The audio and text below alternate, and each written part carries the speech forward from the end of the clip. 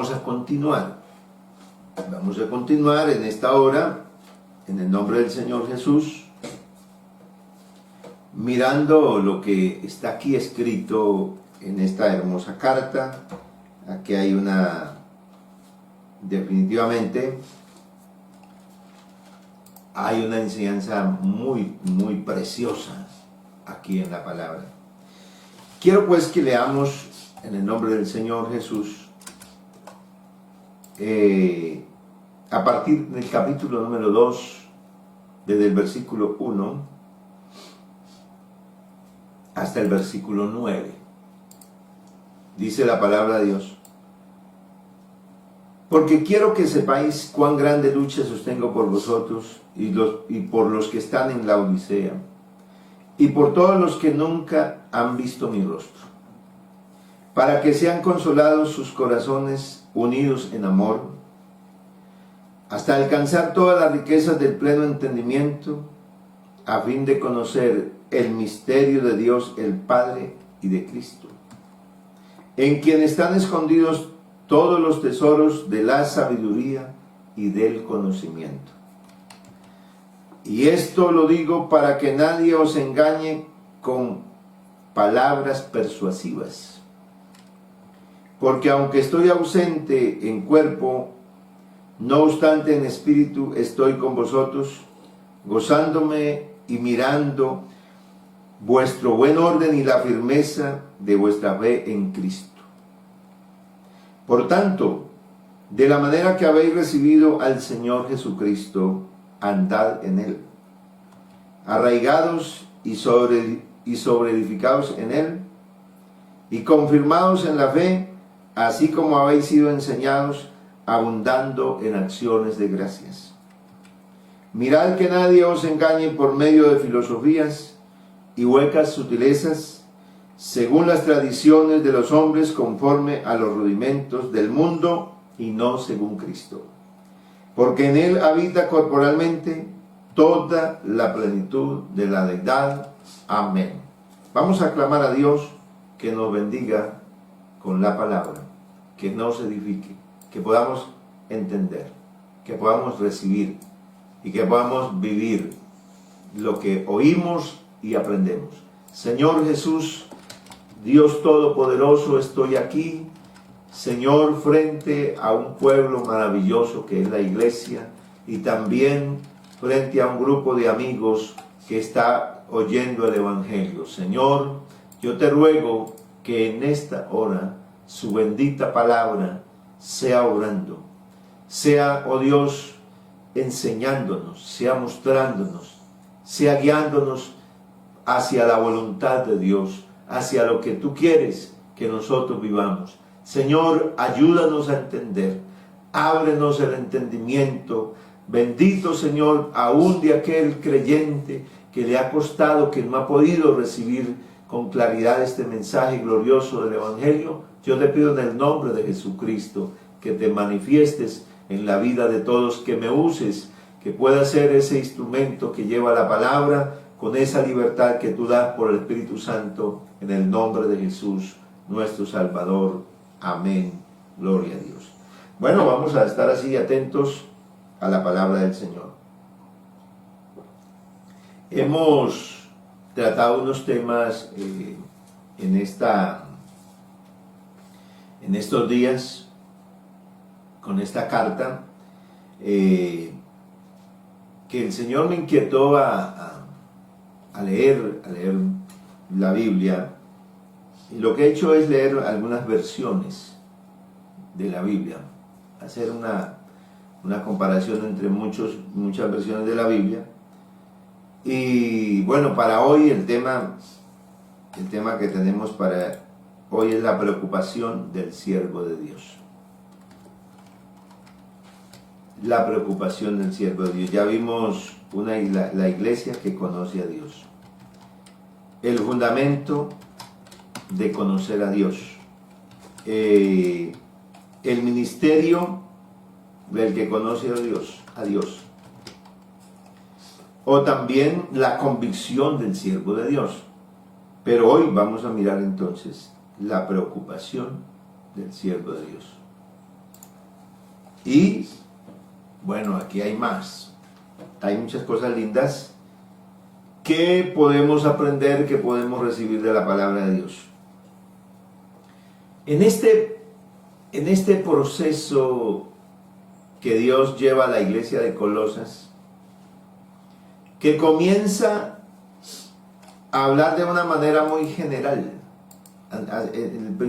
Los primeros versos del capítulo 1 es un panorama general de lo que es como tal la iglesia de Colosas, de lo que ellos han conocido y de lo que están viviendo.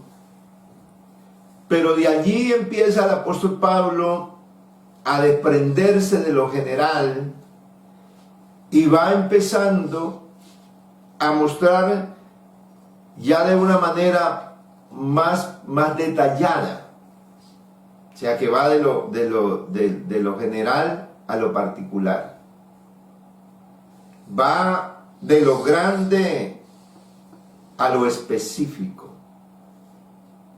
Y de esa manera Pablo quiere explicarles en un solo texto que les envía una carta, y quiere darles a conocer qué es el Evangelio, qué es lo que ellos han recibido, en qué deben esforzarse, de qué deben cuidarse, cómo debe ser la vida de ellos en Cristo, porque la carta va concluyendo en eso, va concluyendo cuál es la nueva vida que se debe vivir en Cristo.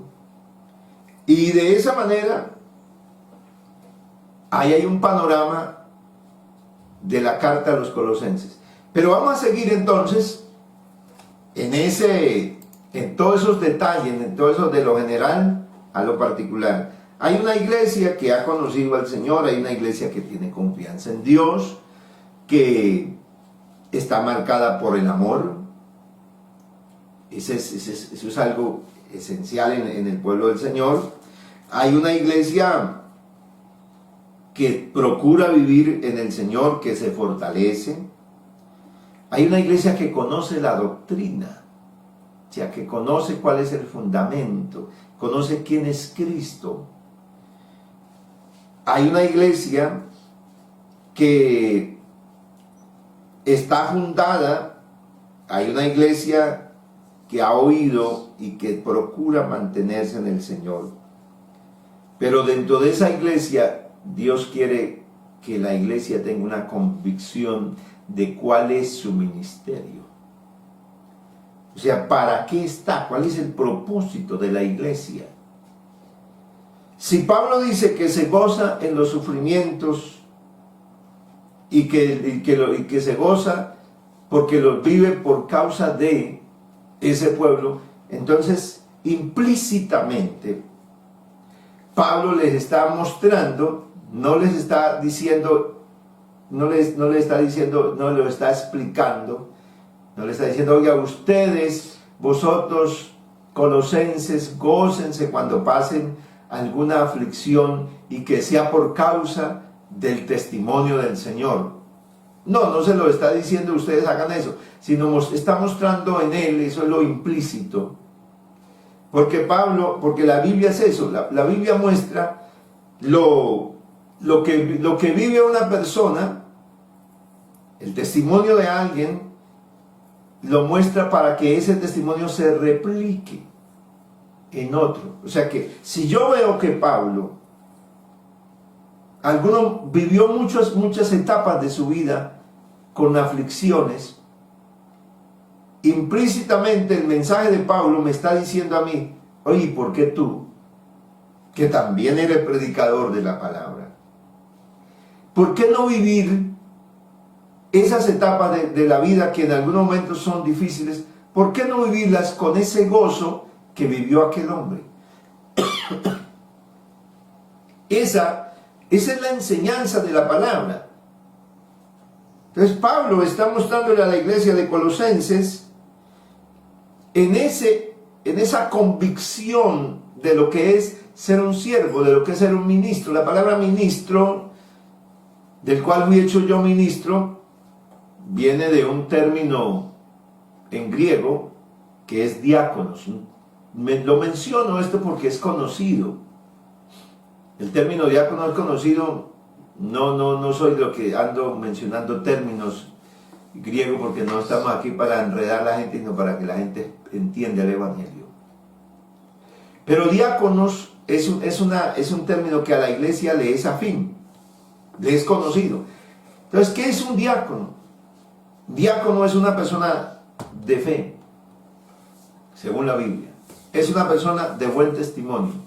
Es una persona llena del Espíritu Santo. Son una de las cosas principales que debe tener un diácono. Y cuando nosotros pensamos en ese diácono, entonces pensamos en un grupo selecto en la congregación. Pero diácono es todo aquel que conoce a Cristo.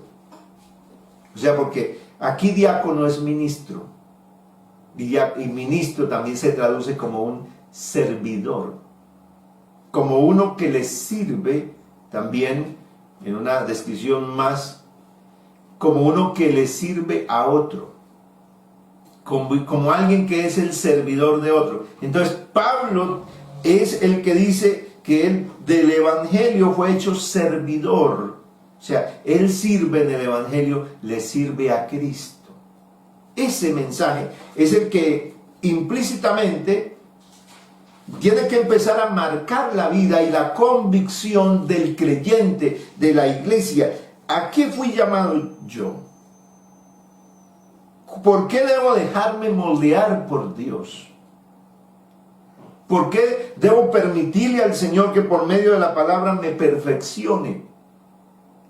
Porque el hecho entonces de ser un creyente, un hijo de Dios, un servidor de Dios, un diácono,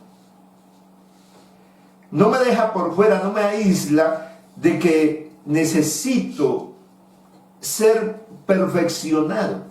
Porque la Biblia dice, el que es santo, santifíquese todavía más. Así que la Biblia no habla de una plenitud ya.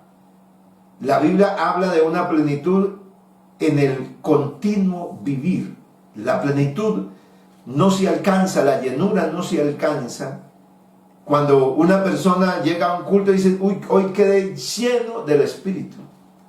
Porque si uno lo habla en ese sentido de que recibió algo que lo hizo sentir pleno, que lo regocijó plenamente, pero esa llenura se tiene que vivir paulatinamente.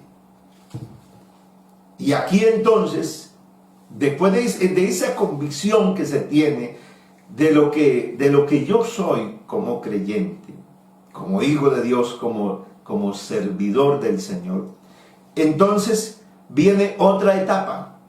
Y esta otra etapa es, ¿qué es lo que me debe preocupar? ¿Qué es lo que me debe en sí afanar? O sea, ¿cuál es en este momento se establece lo que es prioritario? ¿Qué debe ser para mí primero?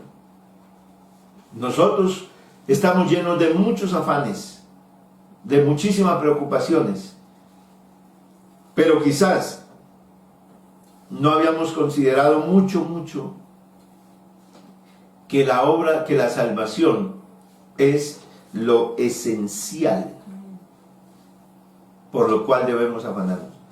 Fíjate que los mismos gobiernos están estableciendo lo esencial. Se están hablando, esos términos están escuchando no solamente aquí en Colombia, en otros países. Lo esencial, en el momento de esta situación que se comenzó a vivir, lo esencial es la supervivencia. Eso se ha determinado, lo esencial. Por eso hay una asistencia en alimentación, en un mercado, porque eso es lo esencial. Necesitamos que la gente no aguante hambre.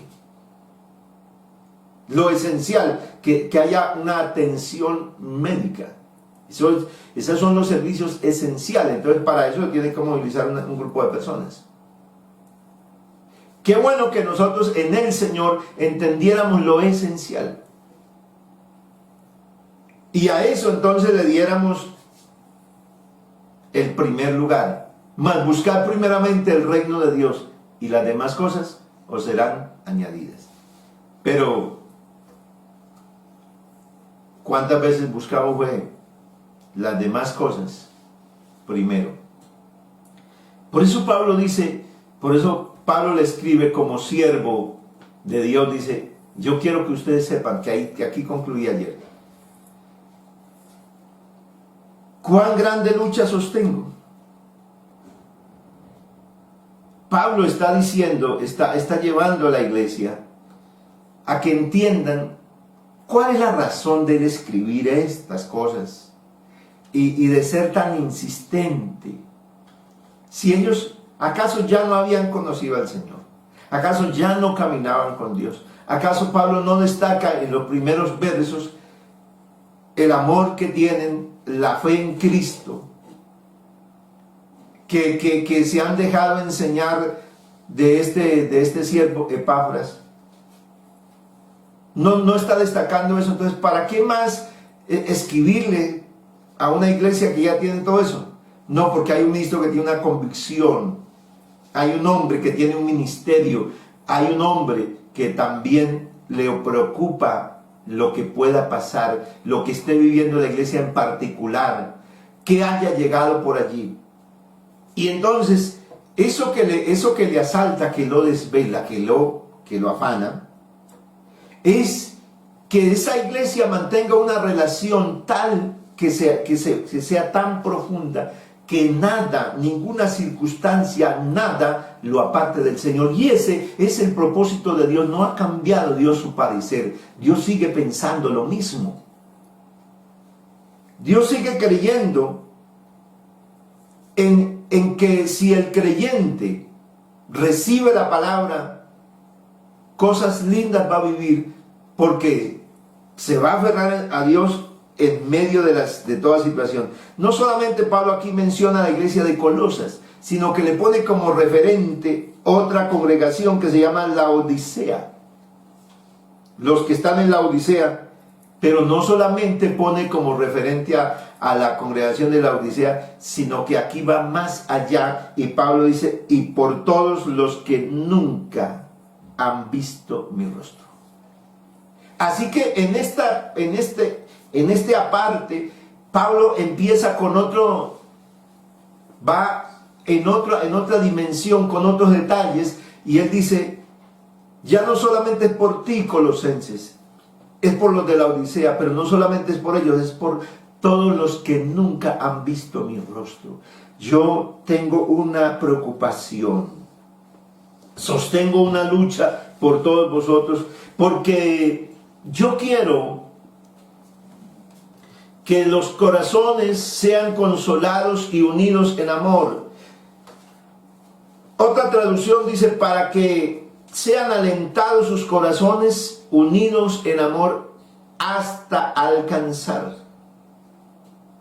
O sea que no es que ya lo tengan todo, tienen al Señor, pero puede haber peligro de que alguien deje de amarlo. Puede haber el peligro de que alguien deje de seguirlo. Puede haber el peligro de que alguien deje de servirle. Esa es la preocupación de Pablo. Él, el siervo de Dios, debe asistirlo ese espíritu. A nosotros nos preocupa, al pastor le preocupa la vida de los creyentes. En ese sentido, en el sentido de la relación con Dios. Nos afana que podamos ver en el creyente que sea alentado, que sea impulsado, que algo lo tenga que mover, y que unidos Y aquí entonces habla de una característica que es la esencia del Evangelio, porque la esencia del Evangelio es que en Cristo somos un solo cuerpo. No somos una cantidad de pedazos. Pero vemos un mundo con una cantidad de doctrinas y de creencias que el uno cree así, el otro cree de otra manera, el otro cree de otra manera, pero hay gente que dice, no, sin embargo todos creemos en Dios. Aquí la conclusión es que todos creen en Dios. Usted cree de una manera diferente, yo creo de otra, este cree de otra, pero todos estamos en lo mismo. No, eso no es verdad. Eso no es verdad. No puede ser que si existe un solo camino para ir al cielo, el hombre tenga cantidad de caminos. El hombre se haya hecho cantidad de caminos. No, esa es la obra del mal, esa es la obra de las tinieblas. Eso es lo que hizo el hombre desdibujando el Evangelio del Señor para pensar que vamos a llegar al cielo todos creyendo de una manera y de otra, que el Señor viene a recoger un poquito de musulmanes, un poquito de budistas, un poquito... Porque si alguien llega a creer allá que Dios existe, entonces va a recoger así. Hay una cantidad de gente que tiene esas ideas, pero no viene, Dios viene a llevar por un pueblo que tiene una misma creencia, una misma fe, tiene un mismo Dios, tiene un mismo fundamento.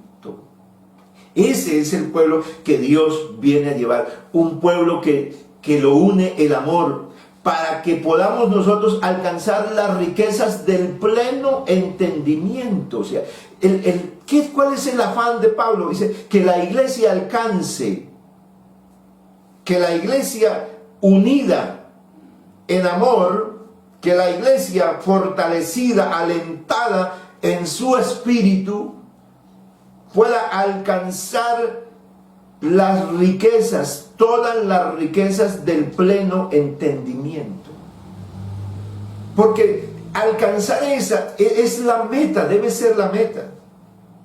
Alcanzar las riquezas del pleno entendimiento a fin de conocer el misterio de Dios, el Padre y de Cristo. Porque aquí está uno de los conflictos más tremendos, es que la gente no conoce a Dios. Mucha gente no sabe quién es Dios.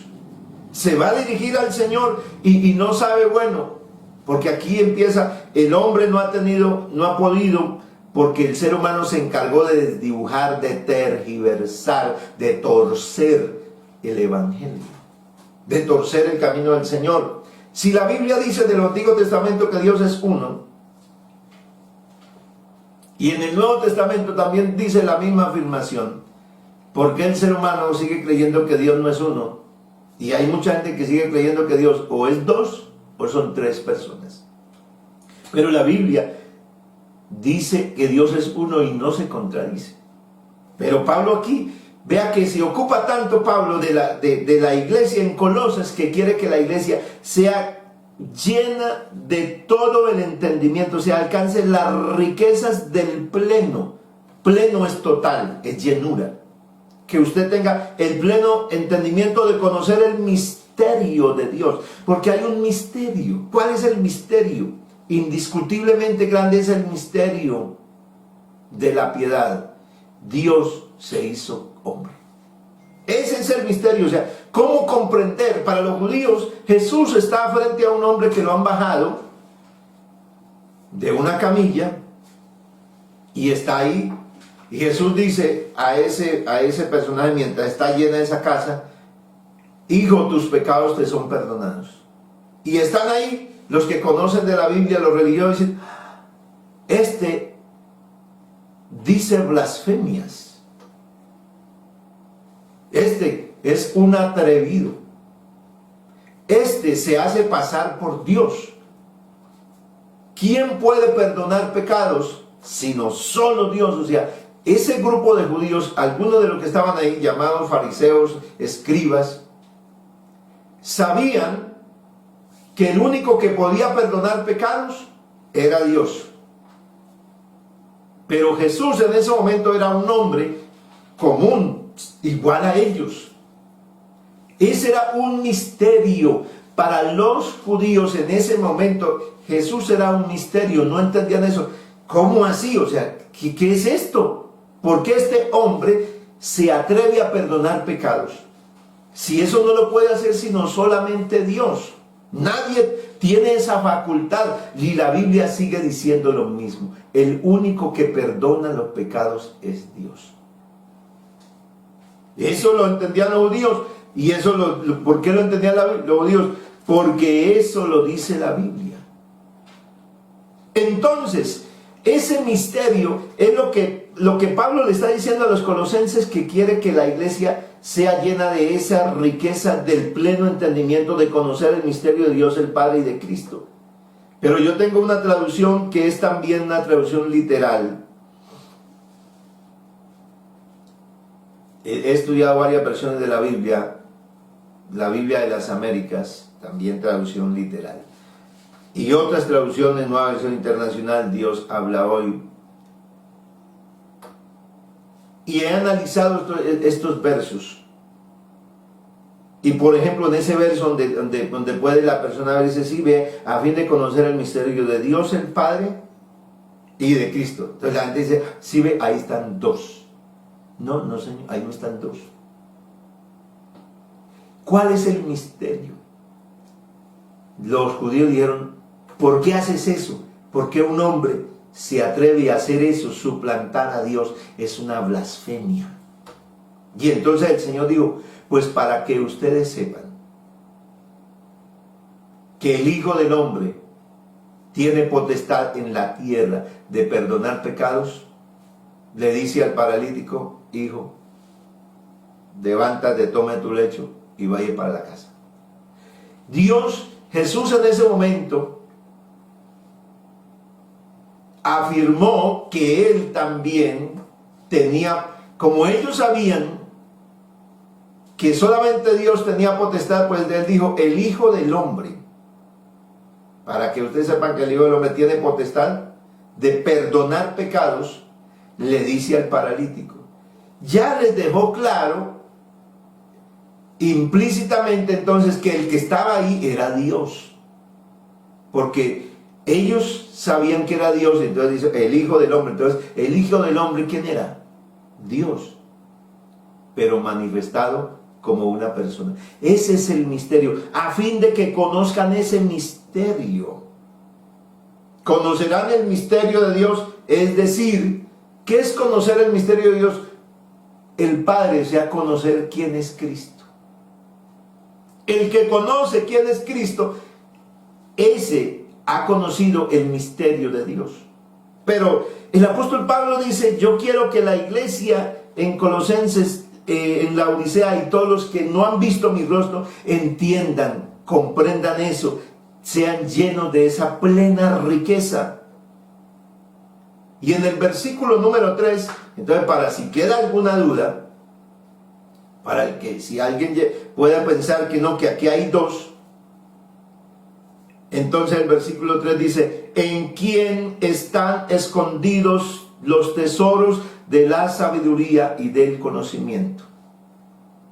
Aquí entonces, en el versículo 2 hace contexto con el versículo 3, y para que uno tenga claro, dice en quién, y está hablando en singular, no en plural. No está diciendo en quienes están escondidos para hablar de dos, sino está hablando de uno. Porque en el texto que está escrito a los colosenses tiene un pronombre que se resalta en todo ese primero y segundo capítulo. Hay un pronombre y es Él, para referirse a Cristo. Él, el principio, el primogénito entre los muertos. En Él fueron creadas todas las cosas, en Él fuimos nosotros perdonados, en Él, o sea, todo en Él, o sea, apunta a que la iglesia tiene que descubrir cuál es la riqueza que tiene, y la riqueza que tiene es que nos dieron un regalo, nos dieron a Cristo. Ese es el regalo que hemos recibido, esa es la riqueza más extraordinaria. Entonces, en Cristo, en Él, en quien están escondidos todos los tesoros de la riqueza, de la sabiduría y del conocimiento. Ahí está todo, en Cristo está todo. El que tiene al Hijo tiene también al Padre, dice la Biblia. Entonces el que recibe este conocimiento de Dios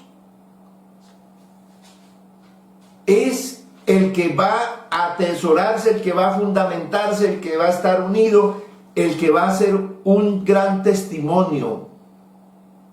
Pero la preocupación de Pablo es, dice, y esto lo digo para que nadie os engañe con palabras persuasivas. En otras palabras, esto lo digo para que nadie los engañe con argumentos artificiosos, capciosos. ¿Por qué? Porque esto es lo que está ahorita en el mundo. La cantidad de predicación del Evangelio y una cantidad de doctrina que hay que llena, y la gente, como estamos ahorita por internet, donde alguien hable de Dios, ahí se para. Ahí se para a escuchar a algún predicador y dice, uy, qué mensaje tan lindo. Y es más, somos capaces hasta de compartir mensajes que ni siquiera sabemos la procedencia, de dónde vienen, simplemente porque se llama un hombre pastor y porque hay una cantidad de gente que lo está siguiendo. No. Nosotros tenemos que tener claro a quién hemos recibido, a quién estamos siguiendo. Ese es el mensaje para la iglesia de los colosenses. Pablo dice, yo quiero que ustedes sepan cuál es la lucha que yo sostengo. O sea, ¿cuál es la preocupación que debe tener un creyente? La tuya también debe ser la misma, porque si usted conmigo somos servidores del Señor, debe asistirnos esa preocupación. Es, en verdad, estoy caminando con Cristo. La iglesia, el amigo que está oyendo la palabra, ¿qué está recibiendo? Porque necesitamos ser fortalecidos, necesitamos alcanzar las riquezas del pleno entendimiento. ¿Para qué? Para que no haya quien nos engañe. Y Pablo dice, porque aunque estoy ausente en cuerpo, no obstante en espíritu estoy con vosotros, gozándome y mirando vuestro buen orden y la firmeza de vuestra fe en Cristo. O sea que él dice, no, yo estoy lejos, pero tengo siempre, alguien me informa, siempre estoy preocupado. Allá hay un ministro con el que tengo yo un contacto, con el que me cuenta cómo viven ustedes, cómo andan. Pero aunque estoy lejos, he estado siendo informado de cómo está la iglesia de los colosenses y también de cómo están otras congregaciones donde yo he llevado el evangelio, aún donde compañeros, siervos que fueron a llevar hasta allí la palabra, nunca han visto mi rostro, pero por ellos ando preocupado. ¿En qué sentido? En que nadie me los vaya a apartar, en que nadie me los vaya a persuadir con argumentos. Porque precisamente este tiempo es el tiempo donde cada uno quiere hacer su propia cosecha, pero tenemos que mirar con claridad lo que dice la palabra de Dios. Dios quiere que la iglesia se fundamente, esté firme y alcance la plena riqueza. Que si algo le preocupa, que si algo nos preocupa en este día, no debe ser qué va a pasar con mi trabajo, qué va a pasar con mi casa, qué va a pasar con mi carro, qué va a pasar con esto y aquello. Eso es secundario. Lo esencial que nos debe preocupar es qué va a pasar, qué pasará con mi familia, qué pasa con aquella persona que no ha llegado al Señor. Esa debe ser mi preocupación. A eso, ese debe ser mi afán. Por eso es que el apóstol Pablo le dice en el versículo 6 a los colosenses, dice, por tanto, de la manera que habéis recibido al Señor Jesucristo, que habéis recibido a quién, al Señor Jesucristo. Empieza a enfatizarlos, a detallarlos, a ubicarlos. Dice, de la manera que habéis recibido al Señor Jesucristo, andad en Él. O sea, ellos recibieron al Señor Jesucristo hacia un tiempo atrás. Usted quizás ha recibido al Señor hace muchos años o hace muy poquito tiempo, apenas está recibiendo este mensaje del Evangelio. Dice, de la manera que habéis recibido al Señor, andad en Él. Cuando uno recibe un regalo grande, cuando uno recibe algo extraordinario, uno está que brinca, que salta, no puede de la dicha. Cuando uno recibe al Señor, sabe que Dios lo perdonó, sabe que Dios lo encontró. tenía un afán, ese tiempo primario, cuando uno conoció al Señor, tenía un afán por conocer la Biblia. Yo por lo menos casi pasaba trabajando todo el día, pero apenas tenía mi tiempo en el día. Yo una vez tenía la Biblia ahí a la mano y la abría y leía, y en la noche llegaba del culto y era lea y lea la Biblia. Yo quería saber y saber más, y cuando me encontraba alguien que yo sabía que tenía más tiempo en el Señor, yo le preguntaba: hermano, ¿qué quiere decir esto? Me leí este pasaje y tenía ese afán, esa búsqueda de Dios. Y yo creo que muchos hemos vivido eso. Pero ¿qué pasa? El tiempo. Yo siempre he dicho que el tiempo a veces no es nuestro mejor aliado. O sea, me refiero a la experiencia que nosotros llevamos tantos años de conocer a Dios, y como que nos paramos en el pedestal de los años y de la experiencia y de los testimonios, pero ya se nos ha olvidado aquello primero que nos hizo vivir las experiencias gloriosas y más grandes en Cristo. Y entonces Pablo les recalca a los colosenses que de la manera que han recibido al Señor, anden en Él. O sea, vivan, o sea, sigan ahí con esa pasión, que no te perdías un culto, que siempre estabas orando, que alguien te ofendía y decía cosas contra ti y usted no hacía caso de eso, no le ponías atención, que la gente te insultaba muchas veces. Pero hoy quizás ha pasado el tiempo y ya alguien te dice una cosa pequeñita y te hiere tanto, te daña tanto, que te hace cambiar. Y ese es el afán, esa es la preocupación del siervo de Dios, que el creyente no se deje desubicar. Hoy en día, cuando se ha levantado cantidad de personas que aún se han rebeldizado, que no quieren sujetarse más en la iglesia y que se quieren ir de la iglesia, hoy en día, cuando está sucediendo eso, que mucha gente dice: vea, no siga la iglesia, no siga porque esa organización es, y dicen palabras fuertes contra la misma iglesia, contra la organización. Pero ¿cuál diferencia hay entre la organización y la iglesia? ¿Por qué la gente dice que no ama la organización, que esa organización, pero esa organización está compuesta de personas, donde hay dirigentes? ¿Y por qué la gente está en contra de la organización si la organización es la misma iglesia? Es como yo les he puesto un ejemplo a los creyentes, a la iglesia, a ustedes, hermanos, que me lo han oído. Es como si yo diga: no, yo con mi esposa sin nada que ver con esa señora, así, mejor dicho, esa señora me hace la vida imposible. Pero no, Joanita sí, ella es muy linda.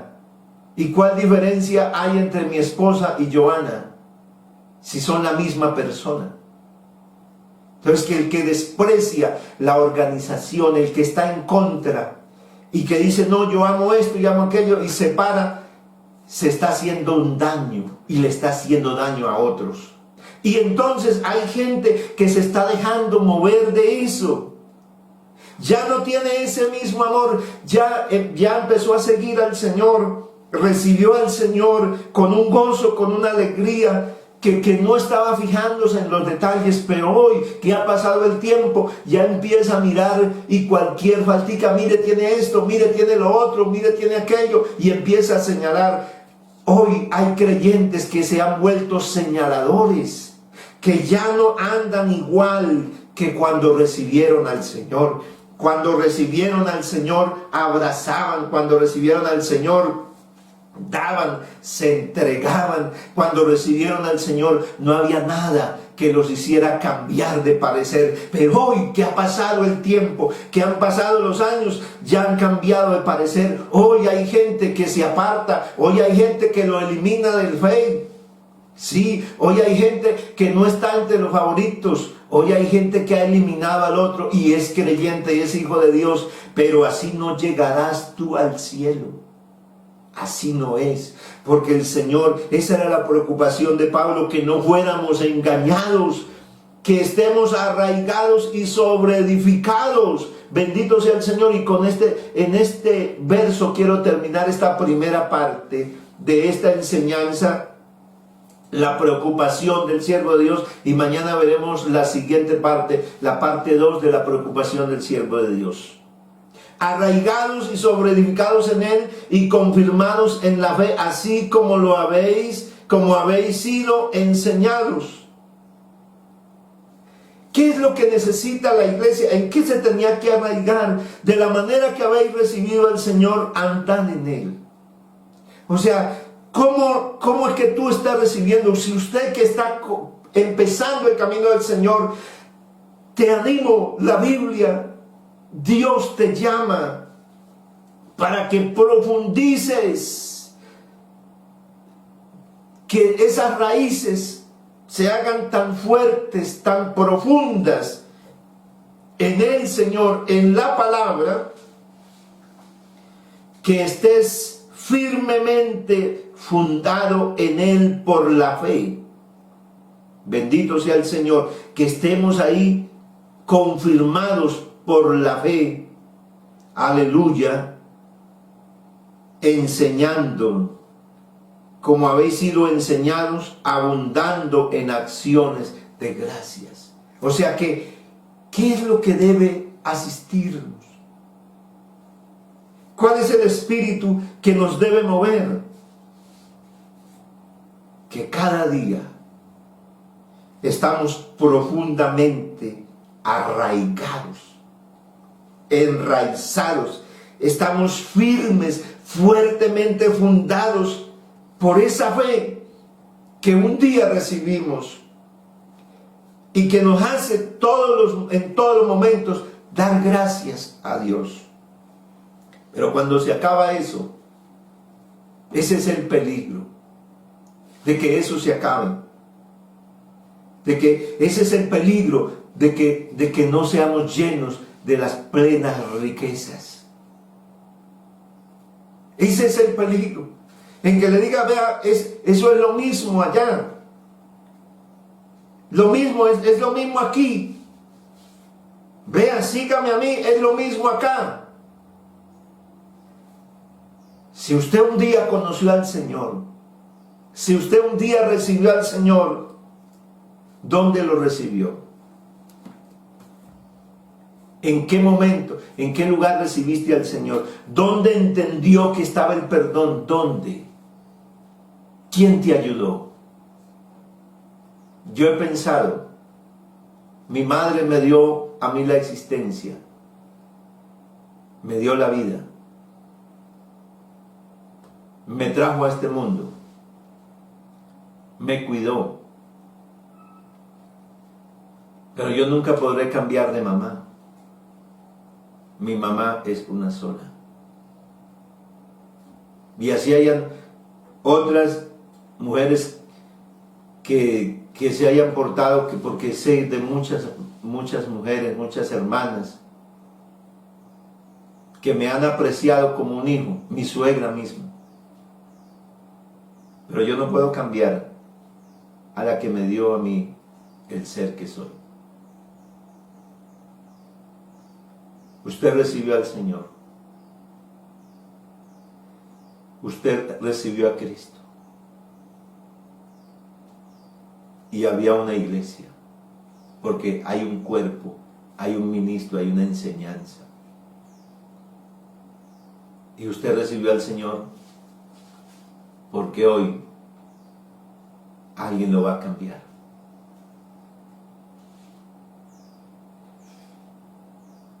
¿Por qué no más bien enraizar?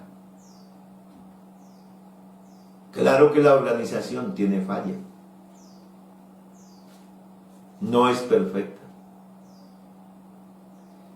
Porque si fuera perfecta, entonces no sería de hombres. Pero la organización es de hombres.